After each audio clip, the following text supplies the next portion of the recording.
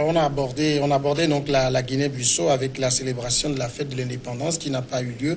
Faute de moyens, Abel Clousset, vous pensiez qu'un certain nombre de célébrations sont complètement inutiles, avec l'exemple du Burkina qui chôme des journées parce que... Justement, j'avais d'abord dans un premier temps parlé de l'État Bissau-Guinée qui existe. Et secondo, oui, parlant des festivités, je disais que l'Afrique, à mon avis, en fait de trop. J'avais donné l'exemple de 2013 où, après le fait que le Burkina Faso ait atteint la finale de la Coupe d'Afrique des Nations, on a eu à férier le lendemain. Alors qu'en 2014, on a vu l'Allemagne qui a remporté la Coupe du Monde, mais le lendemain, les Allemands sont allés au boulot. J'ai l'impression, ou pas l'impression, je remarque tout simplement qu'en Afrique, on ne manque pas d'occasion pour fêter.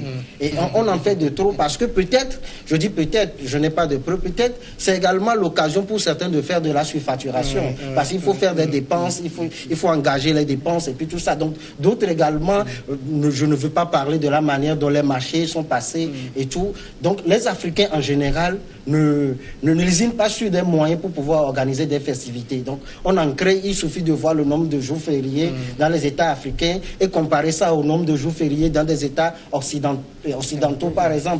Maintenant, revenant à la Guinée-Bissau particulièrement, ce n'est pas une volonté de l'État ou d'un gouvernement de ne pas organiser ça, c'est parce qu'il n'y a pas de moyens. Il y aura quand même une prise d'âme, c'est déjà symbolique. On n'a pas besoin pour commémorer ce qui en réalité n'existe pas, c'est-à-dire l'indépendance, de débourser encore des milliards, encore que ces milliards n'existent pas. Et ce fonds judiciaire même, c'est géré par le PNUD, pas par le gouvernement.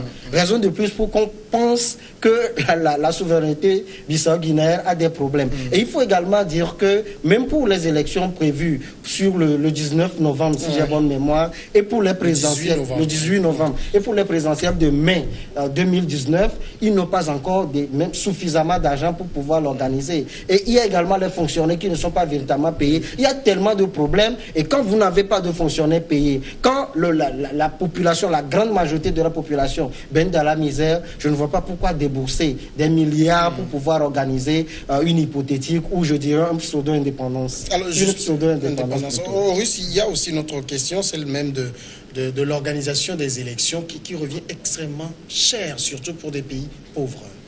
Oui, ça pose la question de savoir, disons, ça pose justement la question de la souveraineté. Est-ce que peut-on se déclarer souverain ou en griffe indépendant quand ce sont les autres qui paient nos élections? D'autant plus que après, quand il y a litige, les autres réchignent à intervenir au sein de ce litige parce que c'est eux qui vont encore débourser les sous. Donc, oui, justement, pour certains pays qui se sont essayés à financer les élections sur front propre, on les critique, c'est parce que vous ne voulez pas être transparent, vous ne voulez pas que les autres regardent dans la marmite pour venir critiquer après. Bon, je pense qu'à un moment, au niveau de l'Afrique, il faut faire la part des choses et sortir de l'infantilisme dans lequel on veut constamment mettre les États africains. Il faut le sortir. Je pense que hier, j'écoutais une intervention de Macron à l'ONU où on faisait des projections sur l'Afrique, sur les perspectives d'une jeunesse africaine qui serait affamée ou des trucs.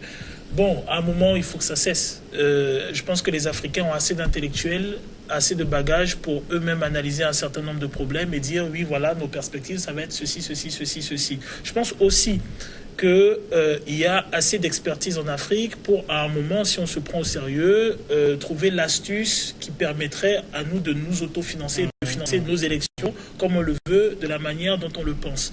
Maintenant, il y a quelque chose je trouve, de vicieux et quelque chose de phagocytant en griffe dans le fait que ça soit l'autre qui non pas seulement finance les élections, parfois qui décide du calendrier de ces élections, qui envoie des experts pour contrôler ces élections, donc à un moment, je pense qu'il faut responsabiliser tout le monde, que ce soit les politiques ou que ce soit les populations. Il faut savoir ce que l'on veut, il faut savoir là où on va. Parce que ça reste, et peut-être c'est peut-être ce qui est intéressant, qui peut nous permettre de revenir par exemple sur la question qui semblait importante de Jean-Paul par rapport au devoir de mémoire. C'est ce qui peut nous permettre de revenir sur un certain nombre de choses. Quand par exemple on prend le cas de la Guinée-Bissau avec la lutte de Amilcar et son frère Louis, ils avaient une perspective, ils avaient une vision, ils avaient une optique pour la Guinée-Bissau. Ce n'est pas, à mon sens, celle qu'adoptent les gouvernants successifs qui ont géré la Guinée-Bissau. Bissau. Et c'est ça le problème de l'Afrique, c'est qu'on a besoin d'une élite qui n'est pas seulement formée et qui n'a pas seulement l'expertise, mais d'une élite qui a une vision, qui a une optique. Et qu'il faut que cette optique elle puisse se détacher du fait d'être phagocytée par le prisme de l'autre. Parce que le problème qui se pose en Afrique actuellement, c'est que quand ça soit en termes économiques, que ça soit en termes sociaux, que ça soit dans les directives politiques, on est à la merci de l'image que nous vend l'autre de nous-mêmes. Voilà. Donc, par exemple, je me souviens une fois, dernièrement aussi, je pense à l'ONU, c'était Bill Gates. C'est l'association de Bill Gates qui a un certain nombre de structures qui va à l'ONU et qui dit oui, voilà, bon, on estime qu'en Afrique, c'est ça, c'est ça, c'est ça. Moi, j'ai pas de problème comme ça, mais j'estime que c'est aux Africains d'aller faire cette expertise et d'aller se plaindre de telle ou telle chose et de dire que, ouais, en fonction de telle ou telle optique, voilà, il faut décider de ceci. Donc, à un moment, il faut sortir de la propagande dans laquelle on nous met, qui consiste à nous infantiliser, à nous déresponsabiliser, et après, à s'approprier la paternité de tel ou tel acte ou de telle ou telle décision. Alors, Jean-Paul, quand les autorités bissau-guinéennes disent que les fonds disponibles dans les caisses de l'État sont plutôt destinés à financer les élections, est-ce que ça ne sous-entend pas que ceux qui nous ont donné ces fonds ne veulent pas qu'on les utilise à autre chose? Bon, je ne vais pas faire l'exégèse des déclarations donc je connais pas la réalité de la situation financière de ce pays. Ce que je sais, c'est que c'est un pays, oui, c'est un pays en difficulté. En fait, quand je disais tout à l'heure que l'État bissau-guinéen n'existait pas, c'est un jeu de mots. L'État bissau-guinéen existait, mais il est tellement défaillant qu'en réalité, il est sous perfusion de la communauté internationale et que sur le plan politique même, il est sous coupe réglée de la CEDEAO. Donc c'est dans ce sens-là que je parlais d'un État inexistant. Et donc, pour moi, j'insiste sur le fait que la fête de l'indépendance doit être célébrée, quelles que soient les situations, y compris de façon symbolique. On ne peut pas comparer une fête de l'indépendance avec la célébration d'une victoire pendant une compétition sportive. Quand vous prenez le calendrier, on dit que nous célébrons tôt de fêtes. Quand vous prenez le calendrier togolais, par exemple, la plupart des fêtes, c'est des fêtes de saints ou des fêtes comment on dit ça, des fêtes religieuses. Il y a quasiment une seule fête qui rassemble les Togolais au-delà de leur confession religieuse, etc. C'est la fête de l'indépendance. C'est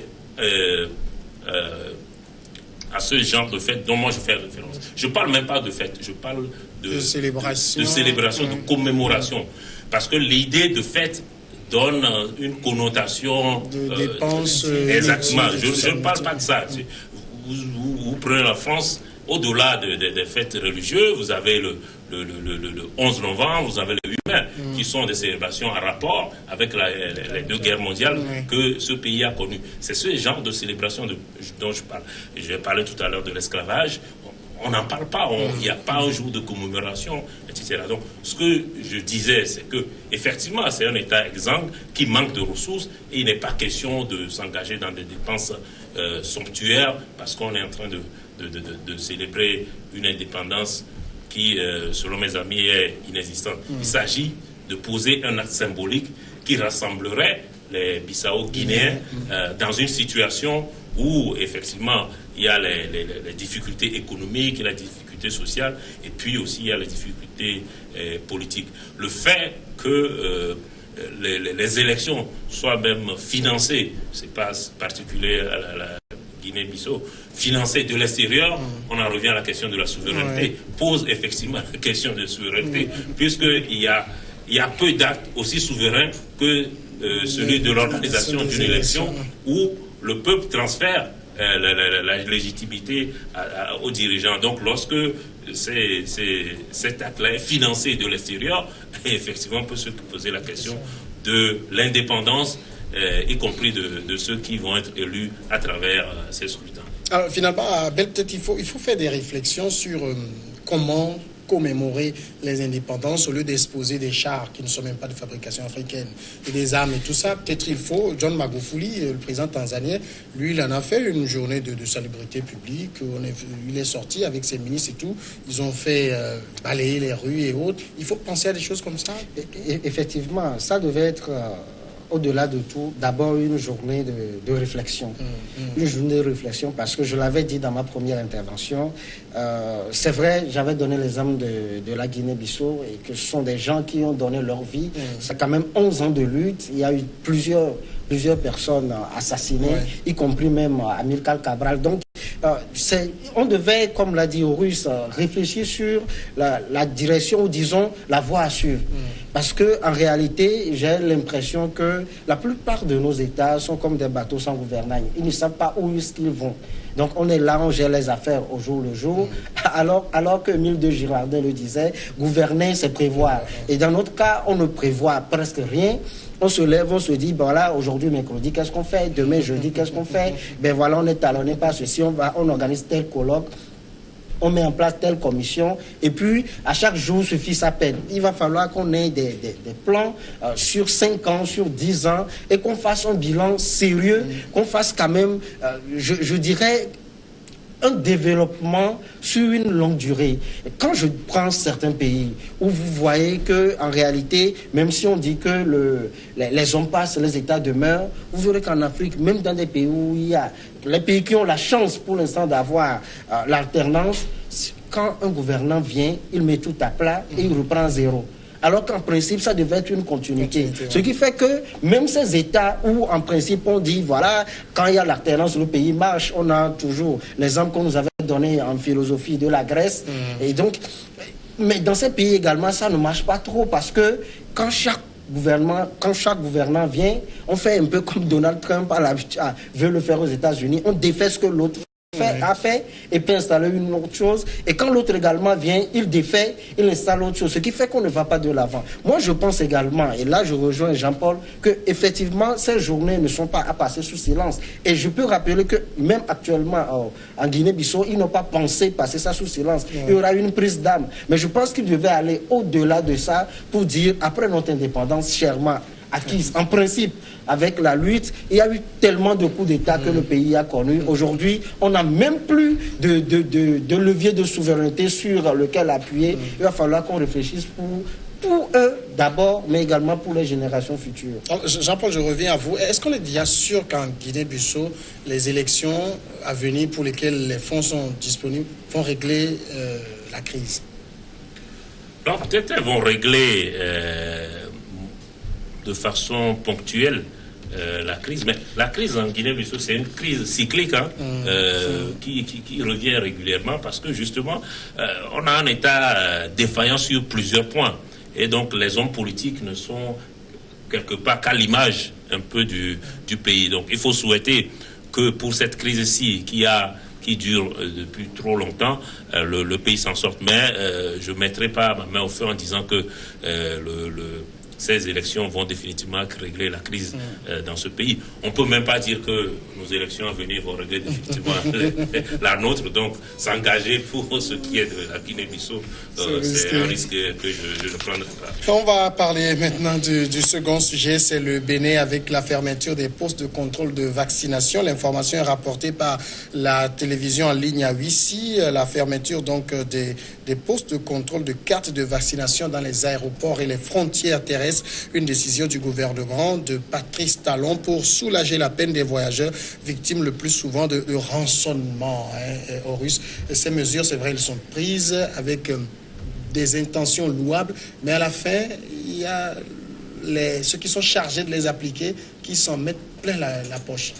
Oui, malheureusement, c'est un mal que l'on connaît dans plusieurs pays, hein, sur plusieurs frontières. Hein. Si vous prenez l'expérience d'aller à Accra, ceux qui connaissent, ils savent, quand tu veux traverser, tu le sens passer. Il y a ceux qui ont fait l'expérience d'aller à Bamako et de prendre la frontière malienne, ou bien de prendre celle du Niger, ou bien même quand on va en Afrique centrale, il y a tous les problèmes qu'on peut avoir en passant du Cameroun en Guinée équatoriale. Bon, voilà, il y a ceux du Tchad qui se plaignent. Bon, en fait, on n'en sort pas. Et c'est un peu ça le problème. C'est-à-dire, on a des des groupements d'États comme la CEMAC, la CEDEAO, on va statuer, on va faire des conférences, on va parler de la libre circulation, mais en réalité, cette libre circulation, généralement, ne profite pas aux populations, en tout cas, pas comme elle devrait. Pas avec la fluidité qu'on souhaiterait. Maintenant, ceci étant dit, alors moi je suis un peu mitigé. On pourrait applaudir la démarche de M. Talon quant au fait de taper du poing sur la table et de fermer les centres. Mais ça reste des centres de santé. Et il y a une raison pour lesquelles ils sont mis à la frontière. Il y a surtout quand on a eu des cas comme entre-temps l'Ebola, un certain nombre de choses. Il y a une raison pour lesquelles ces centres sont là. Donc ce n'est pas mauvais en soi qu'ils soient là.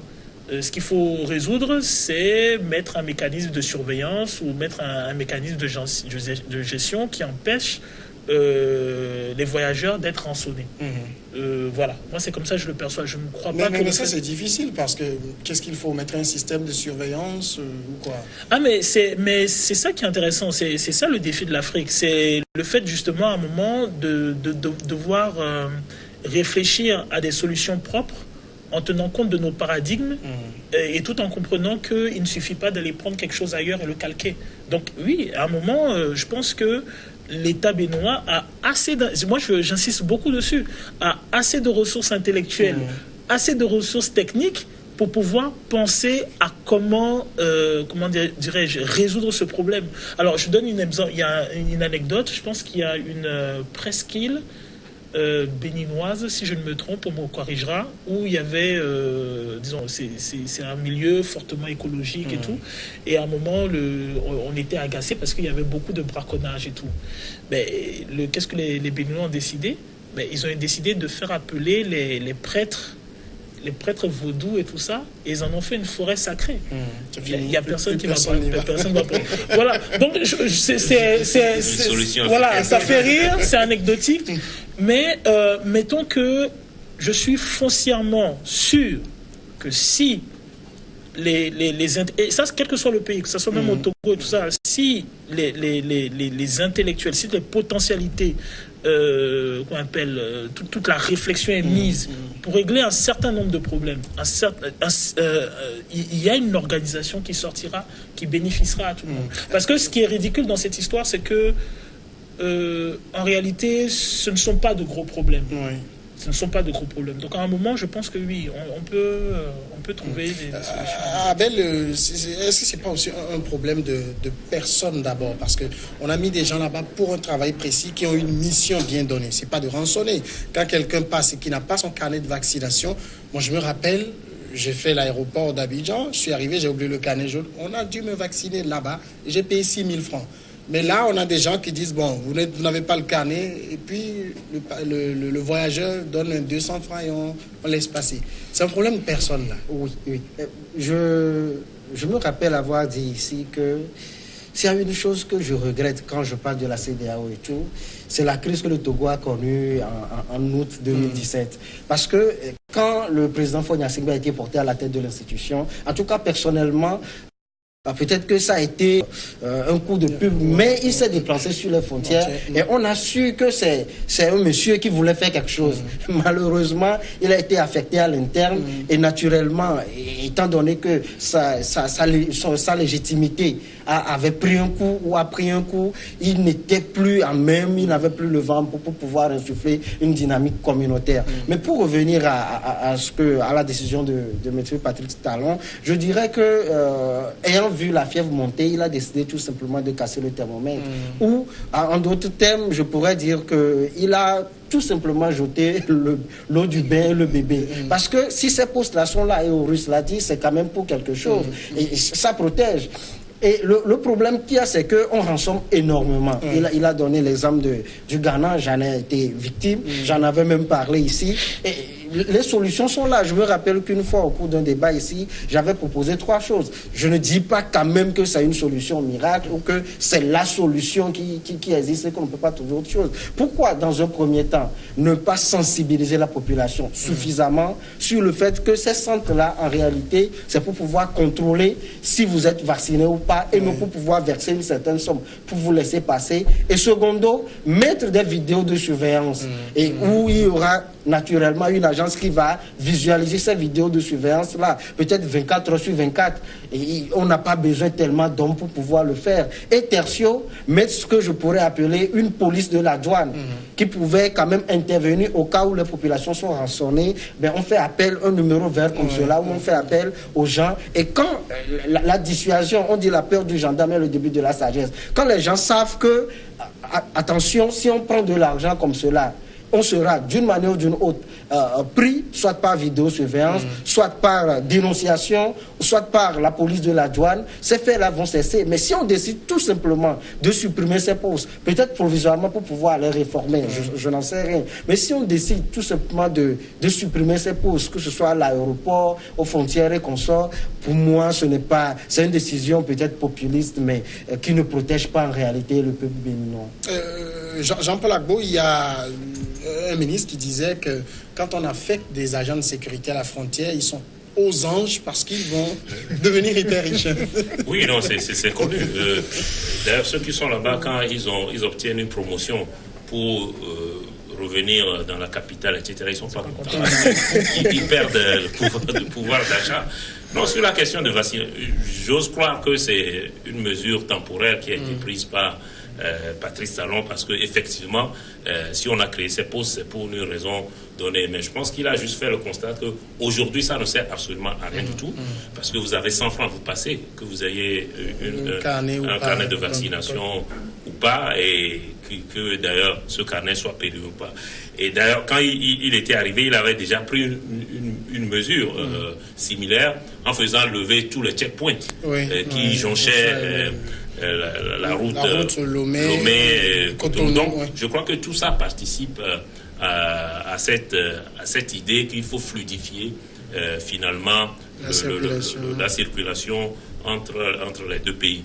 Moi, il y a quelque chose qui m'a toujours surpris lorsque on arrive. Là, je ne parle pas du poste frontière terrestre, mais quand on prend un vol, qu'on atterrit, quand vous allez de Lomé à Paris, vous venez d'un pays, j'allais dire tropical, où il y a toutes ces maladies, mais personne ne vous demande de carte de vaccination là-bas.